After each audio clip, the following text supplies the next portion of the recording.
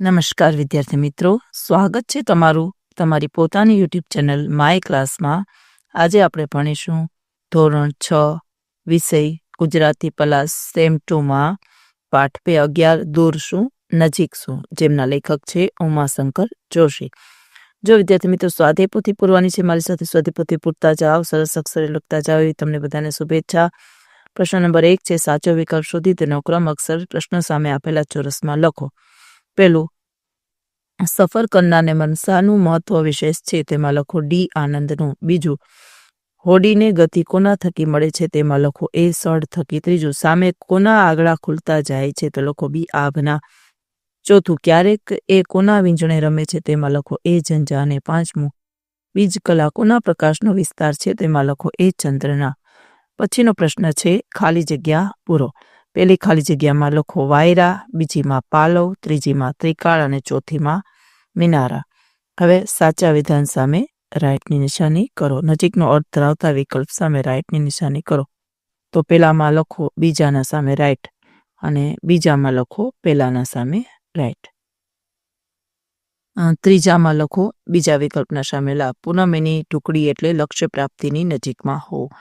હવે પ્રશ્ન નંબર 4 છે, એક એક વાક્યમાં ઉત્તર લખો. પહેલું, સઢ કોનાથી ભર્યા ફૂલ્યા છે, તો લખો સઢ પવન એટલે કે વાયરાથી ભર્યા ફૂલ્યા છે. બીજું, કવિએ કોના આગળા ખુલતા કહ્યા છે, તો લખો કવિએ આભના આગળા ખુલતા કહ્યા છે. ત્રીજું, કૂદી કૂદી તે કોને તાલી દે છે, તો લખો કૂદી કૂદીને તે તારાઓને તાલી દે છે, તારલાને તાલી દે છે, તો લખો. ચોથું, એ સરખા સમોડાને ક્યાં ભેટે છે, તો લખો એ સરખા સમોડાને ત્રિકાળના ત્રિભેટે છે. પાંચમું, દિશા દર્શન માટે એને કોનું નિશાન તાક્યું છે, તો લખો દિશા દર્શન માટે એને ધ્રુવનું નિશાન તાક્યું છે. ચાલો પ્રશ્ન નંબર 5, નીચેના પ્રશ્નના ઉત્તર 2-3 વાક્યમાં ઉત્તર લખો. પેલું, હોડીએ ધ્રુવનું નિશાન શા માટે તાક્યું હશે, તો લખો દરિયામાં મુસાફરી કરવા માટે ખાસ તો દિશા જાણવી જરૂરી હોય છે. ધ્રુવનો તારો ઉત્તર દિશામાં અવિચલ છે, એ ક્યારેય સ્થાન બદલતો નથી, તેથી દિશા દર્શન માટે હોડીએ ધ્રુવનું નિશાન તાક્યું હશે. બીજું, હોડીને દૂર શું નજીક શું શા માટે કહ્યું છે, તે લોકો સફર કરનારની ઈચ્છા શક્તિ પ્રબળ હોય છે. લક્ષ્ય નક્કી હોય તો એ સ્થળ નજીક છે કે દૂર એ પ્રશ્ન મહત્વનો રહેતો નથી. દૂર નજીકનો ભેદ રહેતો નથી, તેથી હોડીને દૂર શું નજીક શું એમ કહેવું છે. ત્રીજું, હોડીના ઉદાહરણ દ્વારા આપણને શાની વાત કરવામાં આવી છે, તે લોકો કાવ્યમાં હોડી એક પ્રતીક છે, સાધન છે. અભાટ દરિયો એ જીવન છે. જીવનરૂપી યાત્રામાં હોડીની મદદથી આગળ વધવાનું છે. ભલે ગમે તેવા ઝંઝાવાતો આવે, મંજિલ નક્કી છે. આમ હોડીના ઉદાહરણ દ્વારા આપણે જીવન પાત્રના આશાવાદની પ્રેરણા મળે છે. હવે છે ચોથું, હોડીને આગળ વધવામાં સઢ કેવી રીતે ઉપયોગી થતો હશે, તો લોકો લક્ષ્ય નક્કી હોય, પ્રબળ ઈચ્છા શક્તિ હોય, હોડી હોય પણ ગતિ ન હોય તો એનો કશો અર્થ નથી. સઢ વહાણ કે હોડીને ગતિ આપે છે, એટલે વહાણ ના થાંભલાને બાંધવામાં આવતું હતું, એમાં સુસવાતો પવન ભરાઈને વહાણને ગતિ મળે. સઢની રચના એ પ્રકારની હોય છે કે હોડીને આગળ વધવામાં પણ બળ મળે ને હોડીનું સંતુલન પણ જળવાય. પૂનમની ટુકડી એવું શા માટે કહેવામાં આવ્યું છે, તો લોકો બીજના સુકન લઈને અજવાળિયામાં નીકળેલી હોડી એના મુસાફરના લક્ષ્યને આનંદ પ્રાપ્તિના ઉત્સાહમાં સમયની ખાસ ગણતરી રહેતી નથી. જોત જોતામાં પૂનમ સાવ નજીક આવી ગઈ. લાંબો પથ વાતમાં ઝડપથી સહજ રીતે કપાઈ ગયો, તેથી પૂનમ એની ટુકડી એવું કહેવામાં આવે છે.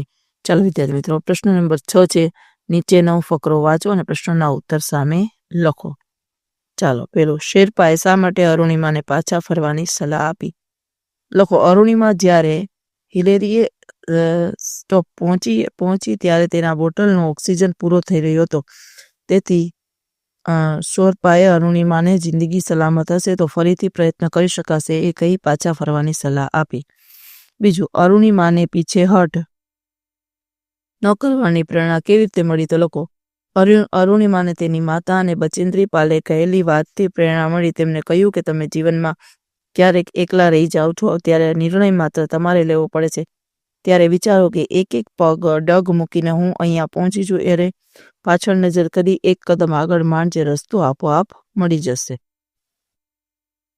ત્રીજું, અરુણિમાએ આપણને શું સંદેશો આપ્યો, તો લખો અરુણિમા આપણને સંદેશો આપે છે કે એક વિકલાંગ મધ્યમ વર્ગીય છોકરી ધારે તો શું ન કરી શકે. માણસ શરીરથી નહીં પણ મનથી વિકલાંગ બને છે ત્યારે તે હાર કબૂલી લે છે, પ્રયત્ન છોડી દે છે. આપણે મન પર વિજય મેળવવાનો છે.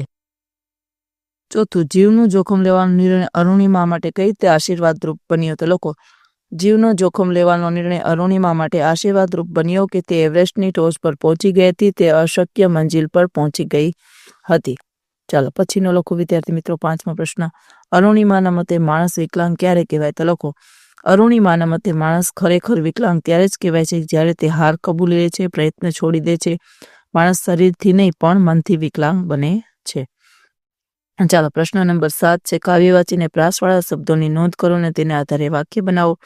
ઉદાહરણ આપેલું છે જેમ કે કિનારા, મિનારા વગેરે. તો લખો પેલું, ખુલે અને ઝૂલે. તો લખો, માની આંખ ખુલે છે ત્યાં એ જુએ છે કે બાળક ઝૂલે પોઠ્યું છે. બીજું, ફરકે અને મરકે. તેમાં લખો, મંદિર ઉપર ધજા ફરકે છે જોઈને ભક્તો મરકે છે. ત્રીજું, તાલી મતવાલી. તો સૌ રંગે રમે છે રાસ, દેતા તાલી મતવાલી રે. ચોથું, રમતી ભમતી. તો લોકો, આપણે આંગણે રમતી ભમતી દીકરીઓને જોઈ માયાને અનેક દૂર ન જવા કહ્યું. 5મું, ભેટે ત્રિભેટે. તો લોકો, ભેટે ઝૂલે છે તલવાર આજ મારીએ ત્રિભેટે ઝૂલે છે. ચાલો પ્રશ્ન નંબર 8 છે, ગદ્યમાં અને પદ્યમાંથી પદ્યમાં. પદ્યમાંથી ગદ્યમાં અને ગદ્યમાંથી પદ્યમાં રૂપાંતર કરો.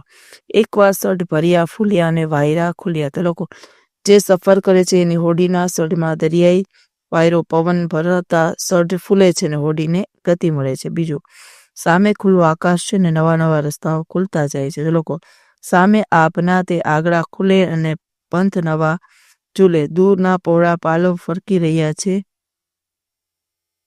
ત્રીજું, તેના પહોળા પાલવ દૂર ફરકે ને ઝીણું ઝીણું મરકે. તે લોકો, દૂર તેના પહોળા પાલવ ફરી રહ્યા છે, મંદ મંદ મરકે છે. ચોથું, તેણે ધ્રુવનું નિશાન તાકીને હોડીને તે દિશામાં આગળ હકારી છે. તે લોકો, એણે ધ્રુવનું નિશાન ભલે તાક્યું, બાકી ન કાંઈ રાખ્યા. પ્રશ્ન નંબર 9 છે, ખોટો વિકલ્પ ચેકી તેનું સાચું વાક્ય બનાવો. જો પેલો, નરેશે માહિતી ગોઠવીને ચાર્ટ તૈયાર કર્યો થયો અને કરો, એના ઉપર ચેકો મારો. બીજામાં બનાવી હતી અને રચના કરી, એના ઉપર ચેકો મારો. અને ત્રીજામાં કહે છે અને બોલે છે, એના ઉપર ચેકો મારો. હવે 10મો પ્રશ્ન છે, ઉદાહરણ મુજબ રેખાંકિત શબ્દ ઉત્તર તરીકે મળે તેવી રીતે પ્રશ્ન બનાવો. જો આપેલું છે વિદ્યાર્થી મિત્રો, અહીંયા આપણે પ્રશ્નના જવાબ પ્રશ્ન લખીએ. પેલું, કોણ તેના ભાઈ ફિલિપને લેવા રેલવે સ્ટેશન પર ઝડપથી પહોંચે છે? બીજું, આસવી કોને લેવા રેલવે સ્ટેશન પર ઝડપથી પહોંચે છે? ત્રીજું, આસવી તેના ભાઈ ફિલિપને લેવા કેટલા વાગે રેલવે સ્ટેશન પહોંચે છે? ચોથું, આસવીના ભાઈનું નામ શું છે? અને 5મું, ફિલિપની બહેનનું નામ શું છે? પ્રશ્ન નંબર 11 છે, યોગ્ય શબ્દ વડે ખાલી જગ્યા પૂરો. પહેલી ખાલી જગ્યામાં આવશે ઝંઝાવત, બીજીમાં ભૂમિ, ત્રીજીમાં હસ્તી અને ચોથીમાં પાલો. હવે જોડણી છે તો જોડણી સુધારીને લખવાની છે. પેલું ભૂમિ, બીજું નજીક, ત્રીજું ઝીણું ઝીણું, ચોથામાં ત્રિકાળ, 5મામાં બીજ કળા, 6મામાં ધ્રુવ, 7મામાં નિશાન અને 8મામાં ટુકડો. 13મો પ્રશ્ન છે, બબ્બે સમાનાર્થી લખો. ભૂમિ તો કે જમીન અને ધરતી, પંથ તો કે માર્ગ અને રસ્તો, નજીક તો કે પાસે અને ઢુકડું, વાયરો તો કે પવન અને હવા, હોડી તો કે નાવ અને નાવડું, પૂનમ તો કે પૂર્ણિમા અને પૂર્ણમાસી, લક્ષ્ય નિશાન તો કે લક્ષ્ય અને ધ્યેય. 8મું, બરોબર તો કે સમાન, વિરોધાર્થી, નજીક તો કે દૂર, આપ તો કે ધરતી, નવા તો કે જૂના, હસંત તો કે રડત, ઢુકડી તો કે દૂર. હવે 15મો પ્રશ્ન, શબ્દ સમૂહ માટે એક શબ્દ આપો. હા, થાંભલાના જેવું ઊંચું ચણતર. તો લખો મિનારો. બીજામાં લખો સઢ, ત્રીજામાં લખો ઝંઝાવાત, ચોથામાં ત્રિભેટો, 5મામાં પાલો, 6મામાં બીજ કળા, 7મામાં ધ્રુવ. ચાલો વિદ્યાર્થી મિત્રો, આજના વિડીયો લેક્ચરમાં આટલું જ. ફરી મળીશું બીજા વિડીયોમાં. જો તમને આ વિડીયો ગમ્યો હોય તો લાઈક કરશો, તમારા મિત્રો સાથે શેર કરશો અને ચેનલને સબસ્ક્રાઈબ પણ કરશો. આવજો.